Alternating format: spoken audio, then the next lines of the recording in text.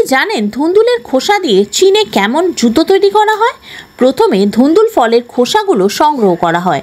এইগুলো মূলত প্রাকৃতিকভাবে মাটিতে পড়ে থাকে বা ব্যবহারের অযোগ্য বলে ফেলে দেওয়া হয়। তবে চীনের দক্ষ কারিগররা এগুলোকে সোনার মতো মূল্যবান বলে মনে করে। খোসাগুলো সংগ্রহ করার পর এগুলোকে সঠিকভাবে বাছাই করা হয়। বাছাইয়ের সময় খেয়াল রাখা হয় যেন কোনো নষ্ট বা ছেঁড়া অংশ এতে যাতে না থাকে। এরপর খোসাগুলো পরিষ্কার করার কাজ শুরু হয়। ধুন্দুল ফলের খোসার বাইরের আবরণ, বীজ এবং ময়লাগুলোকে খুব যত্ন সহকারে পরিষ্কার করা হয়। এই ধাপে খোসাগুলোকে পুরোপুরি জীবাণুমুক্ত করা হয় যাতে এটি পরে টেকসই এবং শক্তিশালী হয়। পরিষ্কার করার পর খোসাগুলোকে রোদে শুকানো হয়। তবে এখানে গুরুত্বপূর্ণ বিষয় হলো খোসাগুলোকে এমনভাবে শুকানো হয় যাতে এগুলো কাঠের মতো শক্ত হয়ে যায়। খোসাগুলো যখন পুরোপুরি শুকিয়ে যায় তখন বিশেষ রোলার মেশিনের মাধ্যমে সমান এবং মসৃণ করা হয়।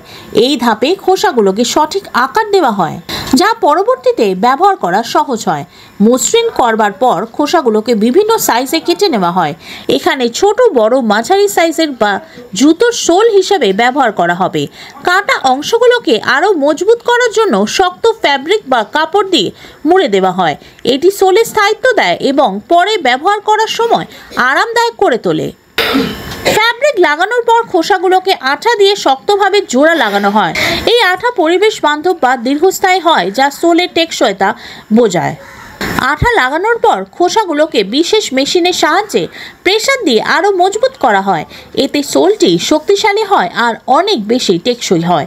এই সোলগুলির ওপর জুতোর অন্যান্য অংশ জোড়া লাগানো হয়। ধুন্দুল খোসা তৈরি সোলের ওপর চামড়া, ফ্যাব্রিক বা রাবার দিয়ে জুতোর কাঠামো সম্পূর্ণ করা হয়। জুতোগুলো যখন প্রস্তুত হয় এইগুলিকে বিশেষ পদ্ধতিতে পরীক্ষা করা হয় যাতে গুণগত মান ঠিক থাকে।